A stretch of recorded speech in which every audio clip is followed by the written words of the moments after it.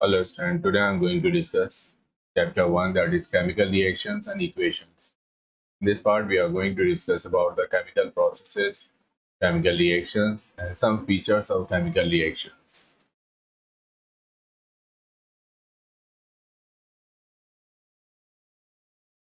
Students, in previous class, you might have studied about the physical processes and chemical processes. Physical processes are those processes in which no new substances are formed and they are the reversible changes. For example, tearing of paper, melting of wax and melting of ice. तो tearing of paper, अगर हम किसी page को फाड़ते हैं या wax melt होती है या आइस मेल्ट होती है तो यहाँ पर कोई नया सब्सटेंस नहीं बनता है और ये रिवर्सिबल है। अगर वैक्स मेल्ट हो रही है, इसको वापस से हम ठंडा कर दें तो ये सॉलिड वैक्स में कन्वर्ट हो जाएगी। तो these are the chemical physical processes. In chemical processes, a new substance is formed and they are the irreversible chain. They are the permanent chain. For example, formation of curd from the milk, burning of wax, and burning of paper. Here you can see that tearing of paper is a physical process and burning of paper is a chemical process, because during this process a new permanent substance is formed which cannot be reversed.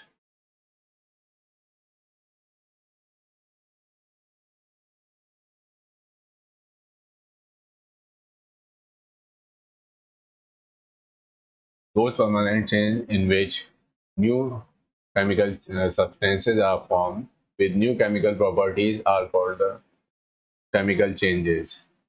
So these are the permanent change, and new chemical substances are formed and with new chemical properties. So इस तरह के changes जिसमें permanent change है, कोई नया substance बन रहा है या कोई नई प्रॉपर्टीज के साथ प्रोडक्ट बन रहा है, तो इस तरह के चेंजेस को हम केमिकल चेंज कहेंगे। The process of chemical change और change in the chemical nature is called chemical reaction. तो वो सारे प्रोसेस जिसमें केमिकल चेंजेज होते हैं, एक नया परमानेंट सब्सटेंस बनता है, उस प्रोसेस को हम केमिकल रिएक्शन कहते हैं। यहाँ पर दो एग्जाम्पल दिए हुए हैं। In first example, during formation of curd, the sour taste is developed due to formation of lactic acid. The lactic acid is a new substance which was not present in a milk previously. So formation of curd is an example of chemical change. ये एक example है जिसमें milk से curd formation होता है और curd एक permanent product बनता है। ये रिवर्सिबल नहीं है, यानी कर्ड से हम वापस मिल्क नहीं बना सकते हैं। तो ये एक तरह का केमिकल चेंज है, क्योंकि इसमें एक नया सब्सटेंस बन रहा है, नई प्रॉपर्टीज के साथ बन रहा है। मिल्क और कर्ड के टेस्ट में बहुत फर्क होता है। इसका टेस्ट थोड़ा खट्टा होता है क्योंकि इसमें लैक्टिक एसिड का फॉर्मेशन होता है। दूसरा जो एग्जांपल है, the burning of magnesium ribbon is a chemical change because during this reaction magnesium oxide is form which has totally different properties from the magnesium and oxygen. यहाँ पर magnesium और oxygen के बीच में रिएक्शन हो रहा है और एक नया डिफरेंट टाइप का एक प्रोडक्ट बनता है जिसको हम मैग्नीशियम ऑक्साइड कहते हैं। और ये भी एक परमानेंट चेंज है, इरिवर्सिबल है। वापस से हम मैग्नीशियम ऑक्साइड से मैग्नीशियम और ऑक्सीजन को अलग नहीं कर सकते। तो इस तरह का कोई भी चेंज जो इरिवर्सिबल है और जिसमें एक परमानेंट प्रोडक्ट बन रहा है, एक नया प्रोडक्ट बन रहा है जिसमें कुछ प्रॉपर्टीज के साथ, तो इस तरह के चेंजेस को हम केमिकल चेंज कहेंगे। तो केमिकल चेंज के लिए तीन कंडीशंस हैं। एक तो परमानेंट चेंज होता है, दूसरा न्यू केमिकल सब्सटेंस यहाँ पर बनता है विद न्यू केमिकल प्रॉपर्टीज। जो नया प्रोडक्ट बन रहा है उसकी प्रॉपर्टीज प्रीवियस सब्सटेंस के प्रॉपर्टीज से बिल्कुल डिफरेंट।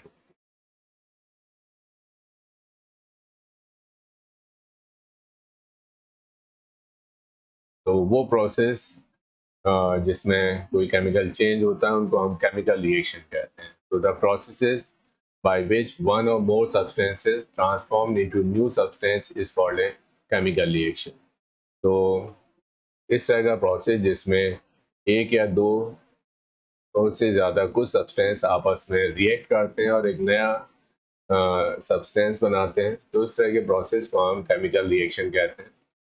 केमिकल रिएक्शन में होता क्या है, the process in which the old bonds are broken and new bonds are form. For example, यहाँ पर अगर ए और बी ये एक रिएक्टेंट है और सी और डी ये दूसरा रिएक्टेंट है, तो यहाँ पर नया प्रोडक्ट तभी बनेगा जब ये बॉन्ड ब्रेक होंगे। ए और बी के बीच में बॉन्ड ब्रेक होगा और सी और डी के बीच में होगा, तो यहाँ पर ए सी और बी डी ये दो नए प्रोडक्ट यहाँ पर बनेंगे। तो नए प्रोडक्ट बनने के लिए पुराने बॉन्ड्स जो रिएक्टेंट्स में प्रेजेंट हैं उनका टूटना जरूरी है। केमिकल रिएक्शंस में होता क्या है कि the rearrangement of the atoms of different element takes place during the chemical reaction. It means no new elements are form. Here only rearrangement takes place. Rearrangement of atoms takes place during chemical reaction and no new elements are formed. Only new compounds is formed. For example, here example we'll discuss later. During the process of chemical reaction, the atoms may combine with different atoms, acquire different chemical property. यहाँ पर जो reactants है उसके जो atoms हैं जब वो आपस में कंबाइन होते हैं और एक नया प्रोडक्ट बनाते हैं तो उनकी केमिकल प्रॉपर्टीज भी डिफरेंट होती हैं, यानी केमिकल प्रॉपर्टीज रिएक्शन के बाद चेंज हो जाती हैं। जैसे यहाँ पर एक एग्जांपल दिया हुआ है कि H2 में ये H2 है, दो हाइड्रोजन के आइटम अटैच है। ये O2 है, यहाँ पर दो ऑक्सीजन के आइटम अटैच हैं और जब ये कंबाइन होता है तो H2O बनता है। यहाँ पर H2 गैस है, O2 भी एक गैस है, लेकिन जो वाटर बन रहा है ये एक लिक्विड है। तो यहाँ रिएक्टेंट्स के बीच में जब केमिकल रिएक्शन होता है एक new substance is form with new chemical property. तो during a chemical reaction no matter is gain और lost, it obeys laws of conservation of mass. तो यहाँ पर कोई भी नया एटम नहीं ऐड होता है, ना ही नया एटम बनता है, सिर्फ यहाँ पर रीअरेंजमेंट ऑफ एटम्स हमें देखने को मिलता है किसी भी केमिकल रिएक्शन के वक्त।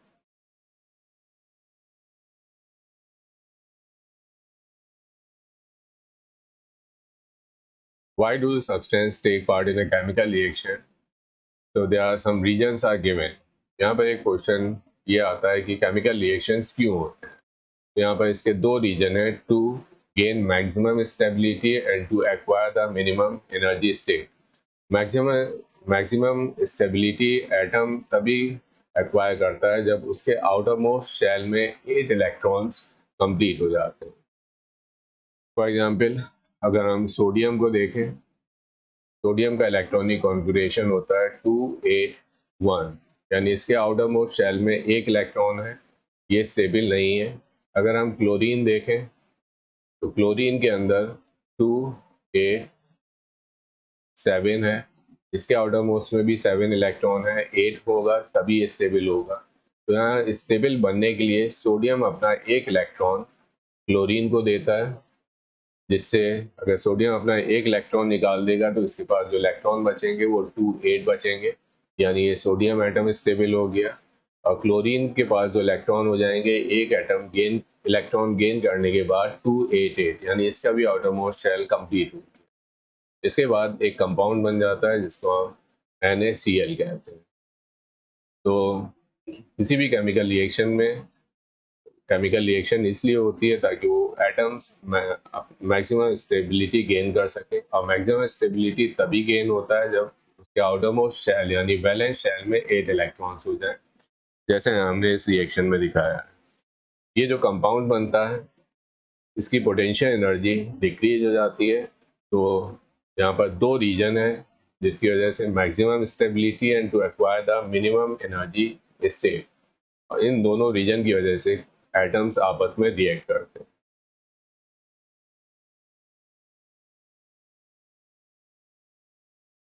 किसी भी केमिकल रिएक्शन में रिएक्टेंट्स और प्रोडक्ट्स क्या होते हैं।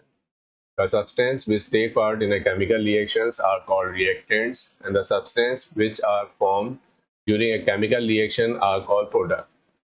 During a chemical reaction, the amount of reactants decreases whereas amount of product increases. तो किसी भी रिएक्शन में जिन सब्सटेंस के बीच में रिएक्शन होता है उनको हम रिएक्टेंट्स कहते हैं, और रिएक्शन के बाद जो नए सब्सटेंस बनते हैं उनको हम प्रोडक्ट कहते हैं। यहाँ इसमें आप देख सकते हैं रिएक्टेंट 1, रिएक्टेंट 2 जब आपस में ये रिएक्ट कर रहे हैं तो यहाँ पर कुछ ना कुछ प्रोडक्ट बनता है। तो इस एरो के हेड के साइड में जो चीज़ लिखी होती है वो प्रोडक्ट्स होता है, और टेल के साइड में जो चीज़ लिखी होती है वो रिएक्टेंट्स। किसी भी केमिकल रिएक्शन में रिएक्टेंट्स और प्रोडक्ट्स का नंबर फिक्स नहीं होता है। जैसे यहाँ पर 2 रिएक्टेंट्स हैं और एक प्रोडक्ट फॉर्मेशन हो रहा है। लेकिन अगर हम दूसरा एग्जाम्पल लें, फॉर एग्जाम्पल कैल्शियम कार्बोनेट, इसको अगर हम हीट करें तो यहाँ पर 2 प्रोडक्ट बनते हैं, कैल्शियम ऑक्साइड और कार्बन डाइऑक्साइड। तो यहाँ पर एक रिएक्टेंट है, 2 प्रोडक्ट बन रहा है, यहाँ पर 2 रिएक्टेंट है, 1 प्रोडक्ट बन रहा है। तो रिएक्टेंट और प्रोडक्ट्स का नंबर फिक्स नहीं होता है। कितने भी रिएक्टेंट आपस में रिएक्ट करके प्रोडक्ट बना सकते हैं, या एक रिएक्टेंट डिकम्पोज होकर एक से ज़्यादा प्रोडक्ट्स बना सकते हैं।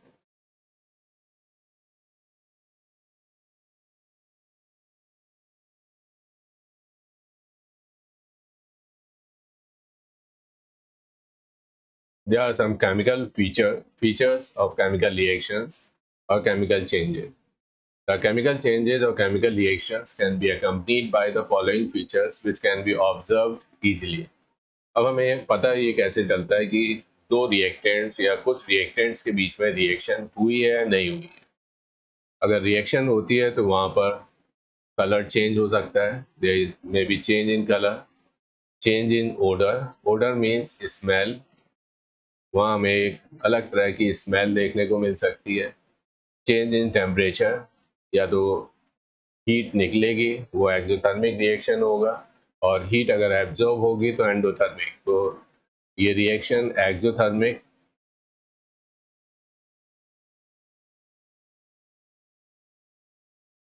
और एंडोथर्मिक दो तरह की रिएक्शंस हो सकती हैं।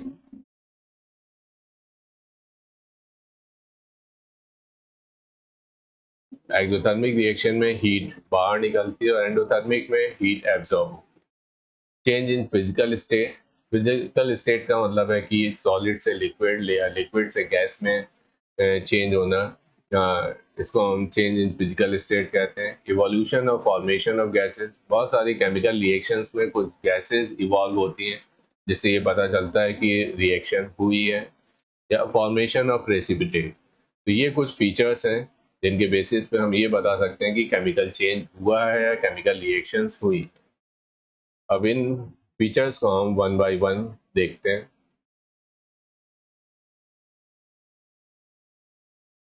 पहला जो फीचर है change in colour. Change in colour important identification of a chemical reaction. अगर कलर चेंज होता है तो इससे हमें ये पता चलता है कि इनके बीच में रिएक्शंस हुआ होगा। For example when aqueous copper sulfate reacts with iron, then blue color of the copper sulfate solution changes to greenish color due to formation of iron sulfate solution। ये एक रिएक्शन है जिसमें कॉपर सल्फेट और iron को अगर हम लेते हैं तो कॉपर सल्फेट का कलर ब्लू होता है और आयरन सल्फेट का कलर ग्रीन होता है। तो इस केमिकल रिएक्शन में अगर कलर चेंज हो रहा है तो हमें ये पता चल जाता है कि यहाँ पर कुछ केमिकल चेंज हुआ है या कोई केमिकल रिएक्शन हुई है। जैसा आप यहाँ देख सकते हैं इसमें कॉपर सल्फेट का सॉल्यूशन है, ये ब्लू कलर का है। इसमें एक आयरन नेल यानी हमने इसमें Fe ऐड कर दिया है, और कुछ देर के बाद हम देखते हैं कि जो सॉल्यूशन का कलर है वो ग्रीन हो जाता है।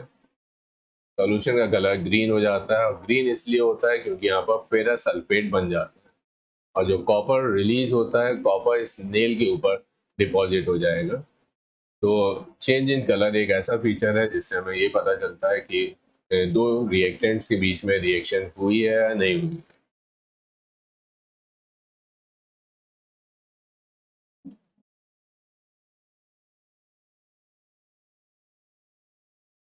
दूसरा जो फीचर है कि केमिकल रिएक्शन या केमिकल चेंज का पता लगाने के लिए वो चेंज इन ओडर। यहाँ पर एक एग्जाम्पल दिया हुआ है। ओडर का मतलब होता है कि वहाँ पर कुछ स्मेल निकलती है जिससे हमें ये पता चलता है कि केमिकल रिएक्शन हो चुके हैं। Iron sulphide is treated with dilute sulfuric acid. It gives a rotten egg smell of hydrogen sulfide, which is an indication of chemical change. यहाँ पर आयरन सल्फाइड, इसमें कोई स्मेल नहीं होती है, सल्फ्यूरिक एसिड में भी कोई स्मेल नहीं होती है, लेकिन जब रिएक्शन होता है तो हाइड्रोजन सल्फाइड बनती है और इसमें जो स्मेल है वो एक रॉटन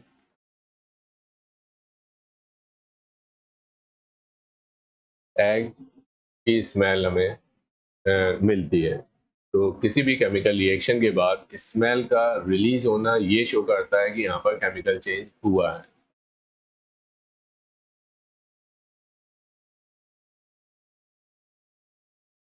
तीसरा फीचर केमिकल चेंज का है change in physical state.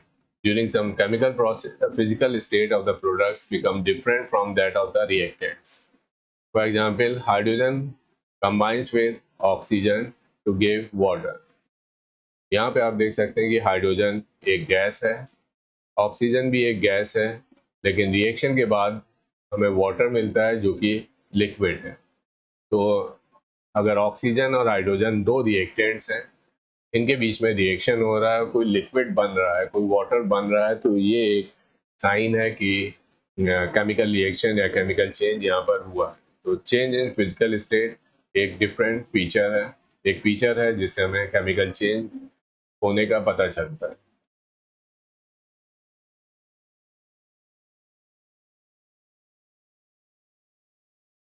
Next जो फीचर है केमिकल चेंज के लिए वो है evolution of gas. During some chemical reaction gases are evolve as product. तो अगर हम जिंक लेते हैं और हाइड्रोक्लोरिक एसिड लेते हैं, इनको जब आपस में मिक्स किया जाता है तो वहाँ पर हाइड्रोजन गैस इवॉल्व होती है और जिंक क्लोराइड बनता है। तो केमिकल रिएक्शन में अगर कोई गैस इवॉल्व हो रही है तो it is an indication of chemical change. Next जो फीचर है वो है formation of precipitate. There are some reaction in which solid product some solid products are formed after the chemical reaction. These solid products are called precipitate and the reaction is called precipitation reaction. यहाँ पर एक reaction दी हुई है जिसमें barium chloride और जब sodium sulphate को मिलाया जाता है तो बेरियम सल्फेट बनता है और बेरियम सल्फेट एक प्रेसिपिटेट की फॉर्म में टेस्ट ट्यूब में जमा हो जाता है। यहाँ इस फिगर में आप देख सकते हैं कि इस टेस्ट ट्यूब में बेरियम क्लोराइड लिया गया है, ऊपर एक पिपेट के मदद से यहाँ पर सोडियम सल्फेट ऐड किया जा रहा है। जैसे ही दोनों में रिएक्शंस होता है तो यहाँ पर एक वाइट कलर का जो सॉलिड प्रोडक्ट यहाँ पर बनता है जिसको हम प्रेसिपिटेट कहते हैं। ये जो सॉलिड प्रोडक्ट है इसको प्रेसिपिटेट कहा जाता है, बनता है। तो इस सॉलिड प्रोडक्ट का या प्रेसिपिटेट का बनना एक केमिकल चेंज होने का इंडिकेशन है।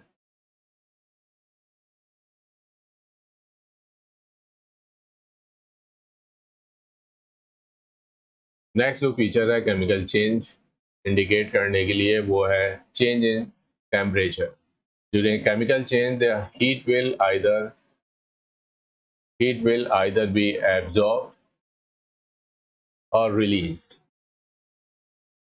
किसी भी केमिकल रिएक्शन के वक्त हीट या तो निकल सकती है या एब्जॉर्ब हो सकती है। अगर हीट एब्जॉर्ब हो रही है तो वहाँ पर जो भी कंटेनर में रिएक्शन हो रहा है वो ठंडी महसूस होगी, उसको टच करने में हमें वो ठंडा लगेगा। या हीट अगर रिलीज हो रही है तो वहाँ पर वो गर्म हो जाएगी।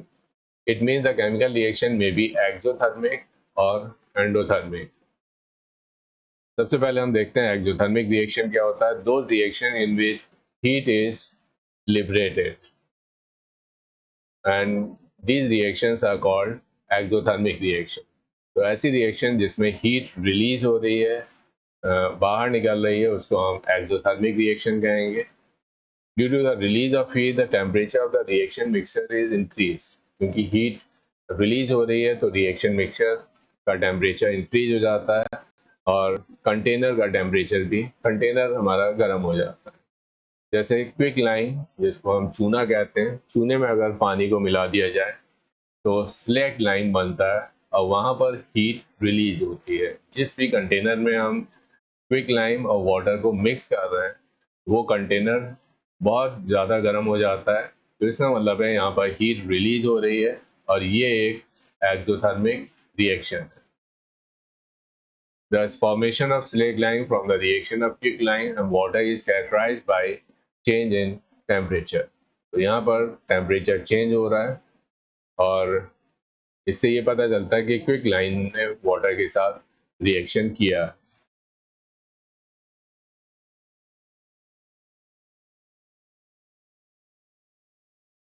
हीट चेंज का जो नेक्स्ट एग्जांपल है वो है एंडोथर्मिक रिएक्शन। तो those chemical reaction for which heat energy is required to carry out, or those reactions with the heat energy is absorbed, are called endothermic reactions. कभी कभी हमें दो रिएक्टेंट को मिलाने के बाद उसको हीट करना पड़ता है, उसके बाद वो रिएक्शन पॉसिबल हो पाता है, रिएक्शन कंप्लीट हो पाता है। तो जब हम दो रिएक्टेंट्स को मिलाकर हीट उसे प्रोवाइड करते हैं, यानी हीट उसे हम अंदर सप्लाई कर रहे हैं, इसलिए इसको हम एंडोथर्मिक रिएक्शन कहते हैं। तो जब भी हीट एब्जॉर्ब होगी किसी केमिकल रिएक्शन में उसको हम एंडोथर्मिक रिएक्शन कहेंगे। This heat may be given by heating or taken from the surrounding. अब ये हीट या तो ये सराउंडिंग से रिएक्शन मिक्सचर एब्जॉर्ब करता है, या when chemical reaction absorbs energy then temperature of the reaction mixture falls। तो एंडोथर्मिक रिएक्शन में जो रिएक्शन मिक्सचर का टेम्परेचर है वो लो हो जाता है। For example when small amount of ammonium chloride is added in water taken in a beaker, then beaker becomes cold। यहाँ पर बीकर का जो टेम्परेचर है वो ठंडा हो जाता है as the heat is absorb, क्योंकि यहाँ पर हीट एब्जॉर्ब हो रही है, यानी ये एक एंडोथर्मिक रिएक्शन है। तो अगर यहाँ पर हम देख रहे हैं अमोनियम क्लोराइड और वाटर, और हीट सराउंडिंग से, रिएक्शन मिक्सचर सराउंडिंग से हीट को एब्जॉर्ब करता है, और इस फाइनल रिएक्शन मिक्सचर का जो टेम्परेचर है वो लो हो जाता है, टेम्परेचर लो हो जाता है, यानी ये एक एंडोथर्मिक रिएक्शन का एग्जाम्पल।